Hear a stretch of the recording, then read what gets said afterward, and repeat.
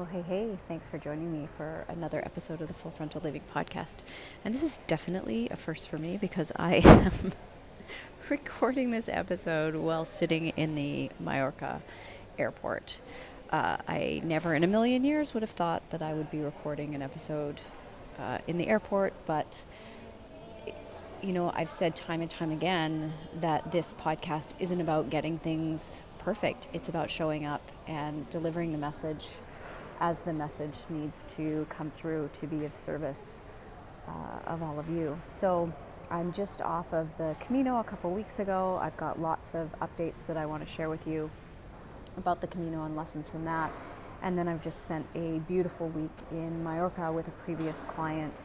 And that was just so rewarding. And one of the things that I'm really reflecting on and in deep gratitude for is the life that I built for myself, the business that I built for myself, and the amazing women and men that I've worked with from around the globe that I'm now having the opportunity to spend in-person time with. And there's something really special about cultivating such deep connections with people, because my clients and I walk this path together, shoulder to shoulder, where they're going through massive changes in their life, whether it's working through their relationship stuff or stuff within their businesses or with their kids, or personal things like letting go of perfectionism or not being attached to so many things, overly caretaking, not prioritizing themselves. There's lots of different themes that I work with my clients on. And during this time, we get to know each other really, really intimately.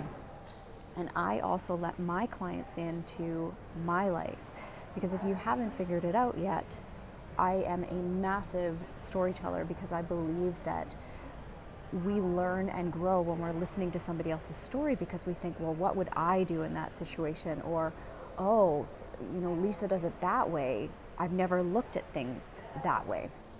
So I'm a massive storyteller. So the intimate relationship goes both ways. I am not a coach that stands on some pedestal looking down at my clients, holier than thou, and pretending like I don't have my own stuff. I do.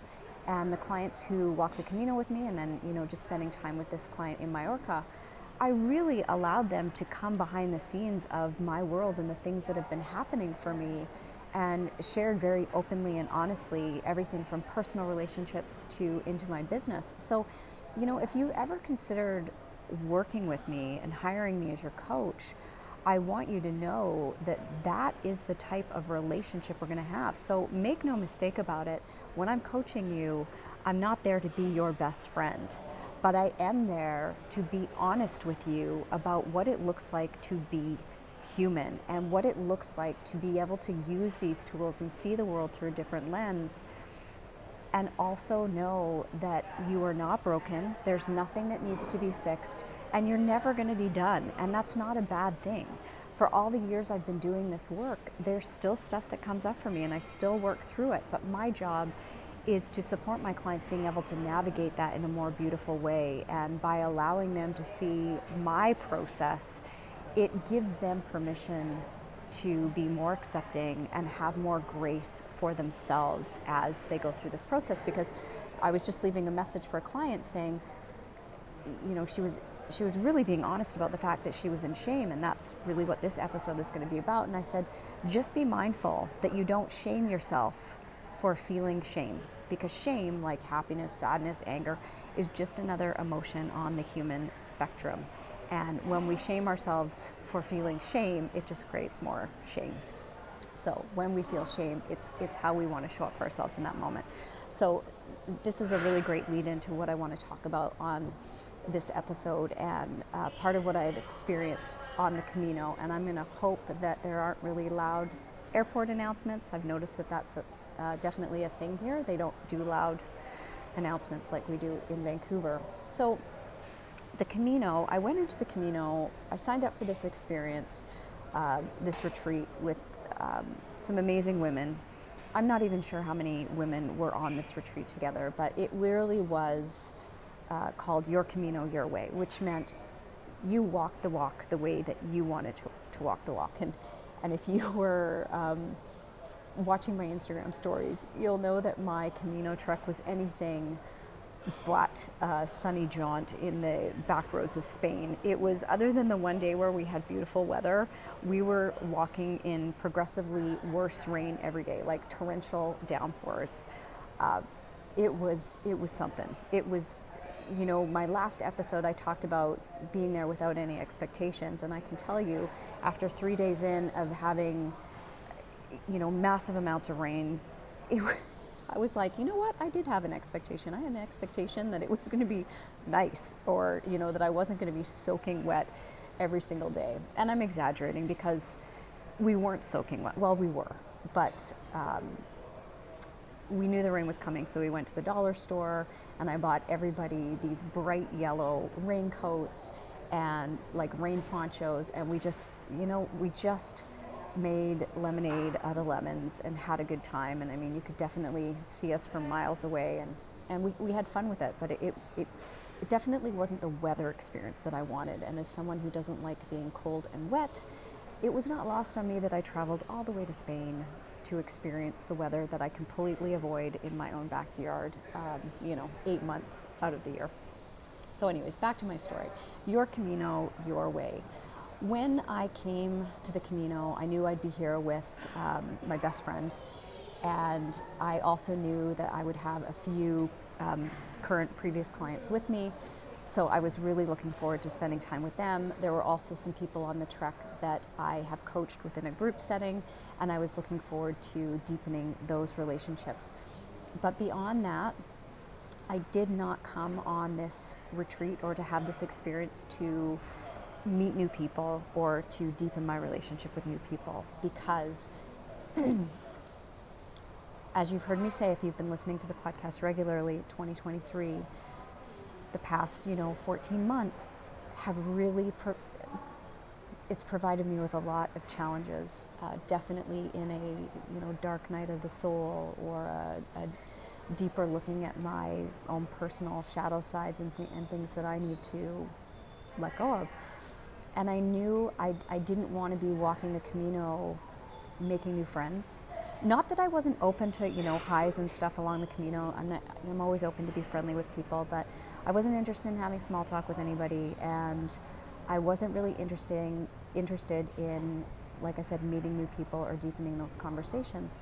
Every single day, and I love what I do, I'm in deep, soulful, often disruptive, mostly disruptive conversations with my clients, and I wanted the Camino trek to be time for me to be with me, for me to be inside with me, and for me to only be surrounded by people who already kind of knew what's been going on in my life, and to allow myself to be supported instead of being the one supporting. And it's so easy for me when I'm meeting new people, because I don't really know how to do small talk. It's so easy for me to get into those deep conversations with people, and I knew I didn't want to do that. So I want to preface it with that. So, you know, we had our 6 days of walking, and we had a lot of late nights, we had a lot of late dinners. You know, the whole experience was just, I'm not going to poo-poo on any of it. All of it was as it needed to be. But let's just say that quite often I was getting into a place of halt, right? Hungry, angry, lonely, tired. And you've probably heard me say before, if you're in halt, typically you're not going to behave as your best. So I wasn't always my best come the evening, especially when it's, you know, 9 o'clock and I'm still waiting to eat and I want to go to sleep, because we were getting up early so that we could try and beat the heavier rain. So we would check the weather forecast, kind of see what time it was going to be really dumping, and be like, okay, we're going to leave 2 hours before that. So we're only walking in, you know, crazy downpours for 3 hours as opposed to 2. So I do want to preface it with, I was in halt, and when we're in halt, we are more easily triggered, and I was really having to be mindful of managing, I don't know if you've ever experienced this, but I call it like that inner tantrum, right? So a lot of people just like outwardly tantrum, but when you become self-aware, it's like you really notice what's going on inside of you. So I was always very mindful of managing that inner tantrum, right? Like, Lisa, you know you need to eat. Lisa, you know you need to sleep. Like, this is not a good time for you to be saying XYZ or doing ABC. So anyways, it was our last night with the group, and dinner was late, and it wasn't particularly good. We were staying at a monastery, so it's not like it was 5-star dining. And I was tired. The last day of the Camino was by far the hardest day of the walk, because you know you're done. You have no idea when you're going to get to your destination, and it was raining so hard. It was like unbelievable, and it was so windy. The wind was so strong that it actually grabbed my poncho and ripped an entire strip off of it. I actually thought I was going to be like rocketed down the freeway at one point when we were passing an overpass. It was pretty wild. So it was just kind of like, we were on our last day, and we just were like, let's get it done.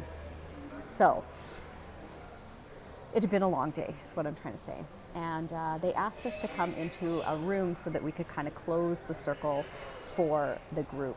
And the instructions were that we were each going to hand out a crystal to somebody in the group that had impacted us, or that, somebody that we had impacted. And I want to preface this with saying, at the beginning of the trip, we didn't sit down and kind of state our intentions for what we were there for, or anything like that. We had a call way out, and again, it's not good or bad. Like, everything happened the way it was meant to happen for me. So in this room, we had to hand out these crystals to each person, or to one person in the room, and just let them know how they had impacted you. And I spend my life impacting people, and that's really important to me, to have an impact on this planet, to make an impact in the lives of my clients. And as soon as she announced the exercise, I already knew that this was not going to feel good for me, because I knew I hadn't had any conversations with anybody that had really impacted. That was not the purpose of my Camino trek. My Camino trek was really about me and going inwards with me. So it was kind of that immediate feeling of being the kid on the playground, knowing that they were picking for teams and knowing that you're like not an athlete and not going to be picked. So immediately I was like, okay, I just had this sense of how this was going to play out. So we go around the room and everybody's, sharing stories, and I ended up being the second to last person picked, which meant that I had to pick the last person. And as I watched, and again, like, there's a little bit more to the story in terms of what came up, because my best friend didn't pick me, which grown-up adult Lisa knew that wasn't an issue. Okay, grown-up Lisa knew that, but 5-year-old Lisa, who was in Halt and who was wishing her best friend would have saved her from what was coming, which I couldn't have communicated that to her. We didn't know what we were doing. And again, she's not responsible for me. I'm responsible for my own emotional well-being. But yeah, like, little Lisa was just like, oh my God, my best friend didn't pick me, and now I'm going to be in this situation. And how am I going to handle this? So stay with me here and feel like, I want you to consider how this would feel for you if you were in this situation, and how you might handle it. So I got picked, finally, right? Last person. And the only person left in the room to give a crystal to was a woman who I didn't know at all. I didn't even know her name. I didn't talk to her once. I never sat with her. I knew nothing about her. So imagine how that might feel if it were you, having to stand up and give somebody a stone and tell them how they impacted you when you didn't even know who they were. So I took a deep breath and pushed down the lump that was in my throat, and the wash of shame that came over me, this feeling of, I did this wrong, I feel like a bad person. It definitely bumped up against my identity, because again, as somebody who prides herself on making an impact, to know that I hadn't impacted this person and they hadn't impacted me, because I didn't even know who they were. So I stood up took my crystal, and held it in my hand, and I stood in front of all these women in the room. Oh, I'm getting emotional just thinking about it. And I just said, this is really hard exercise for me, because the truth is, I came here with the intention to go inwards for myself. My days are spent impacting other people, holding space for other people to be in their stuff. And this has been one of the hardest years of my life. And this trip was about me allowing myself to be supported by the people here I already knew, and letting myself just be in my own headspace. Most of the Camino, I walked by myself. So I was with people, but they were in front of me or behind me. And I did a lot of walking by myself. And I said, it's sad for me to stand in front of all of you, because I hear people talking about how you were impacted or how they impacted you. And I realized that there's so many phenomenal women in this room that I didn't have the opportunity to connect with. But my intention was not to connect with any of you. And I'm sorry if anybody noticed that and didn't understand that this was my intention. And I looked at this lady who I was going to hand this crystal to and just said to her, I don't know you. I don't even know your name. And I hope that you had the experience that you wanted to have. And I'm sure that you impacted somebody and that they impacted you. And maybe it's just in this moment we're impacting each other. I don't even really, some of even what I'm saying as I'm speaking this out loud, it was such a kind of an out-of-body experience.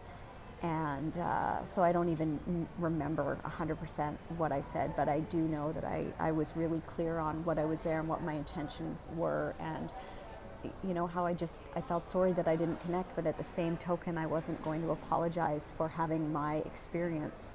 But really letting people know, it didn't feel good.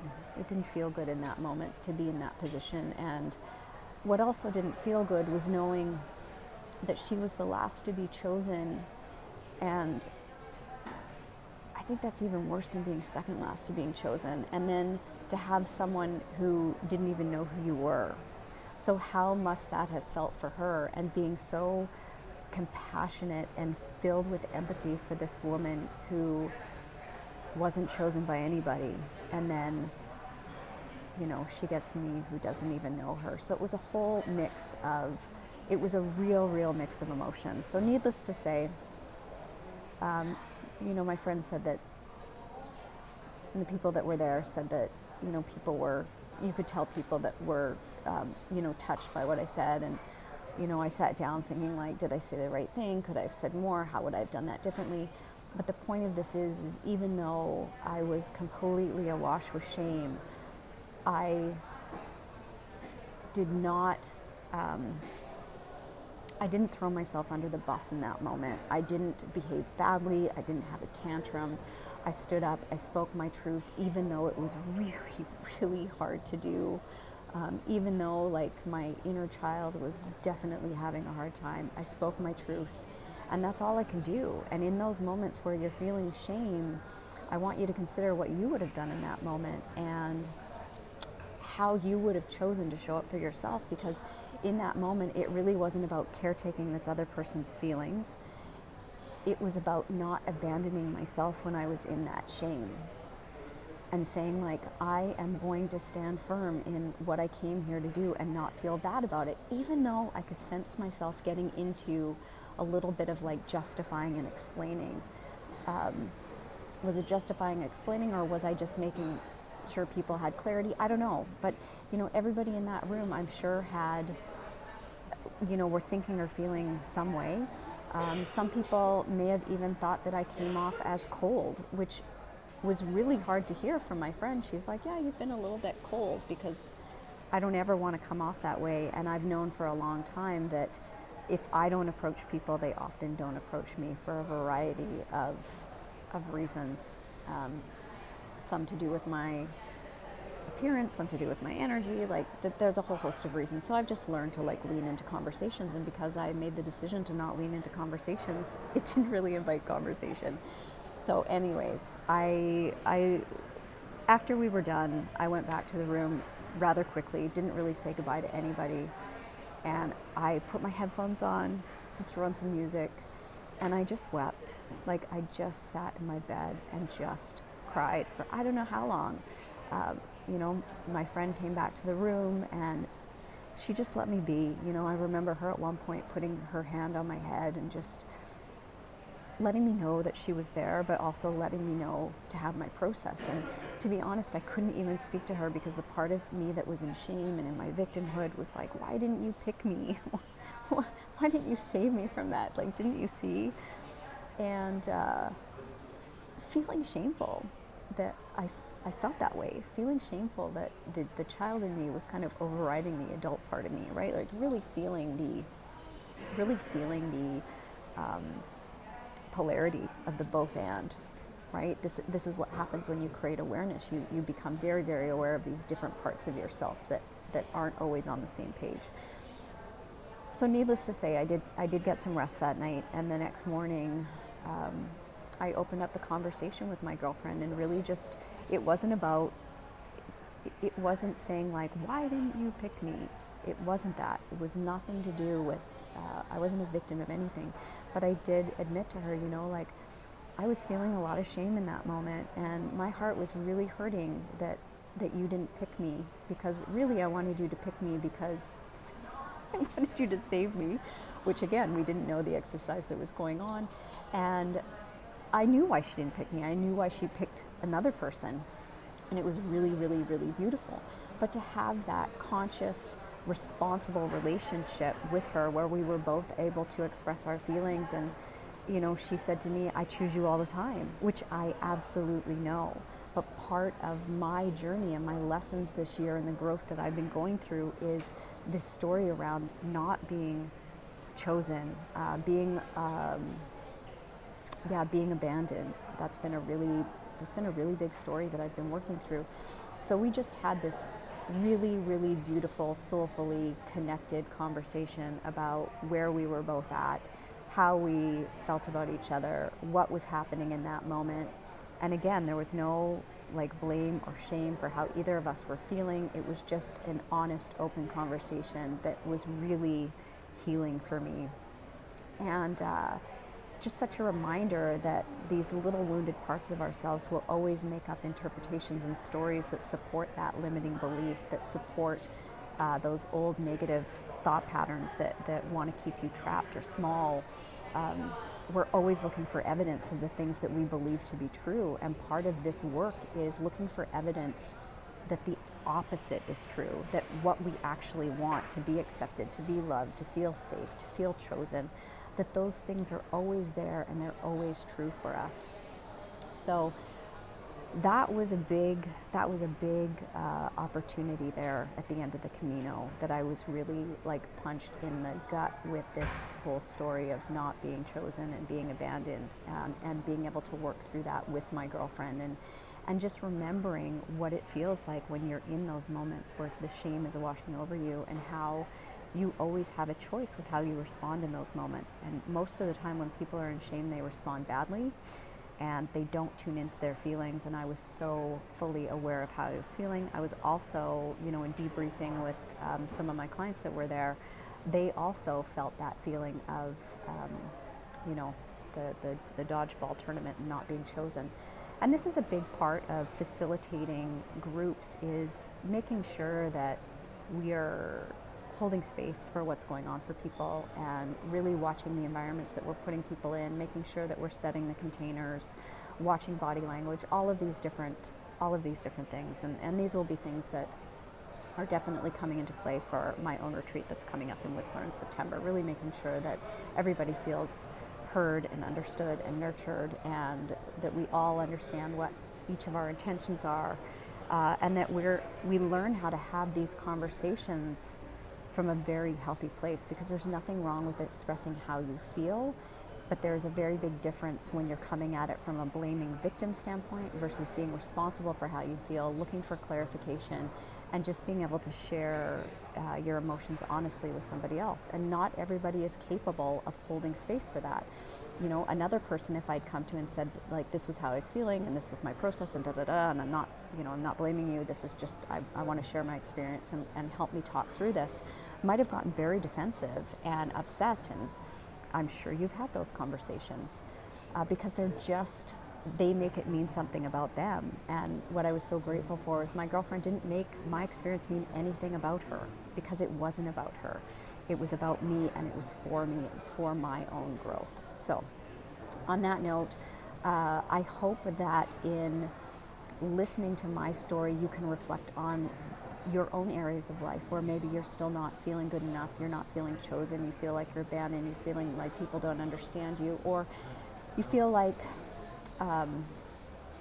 or you're not, where you're abandoning yourself is really what it comes down to, because nobody else can abandon you if you are not willing to abandon yourself. And that's really been one of the biggest lessons for me this year, is never abandoning myself, regardless of what's going on in my life, regardless of how other people are showing up or how they might be treating me, that I never abandon myself, that I always have my own back, even in the most uncomfortable situations, even when I'm feeling shame, most importantly, when I'm feeling shame, that I never abandon myself in that moment, and I don't make myself feel shameful for feeling shameful.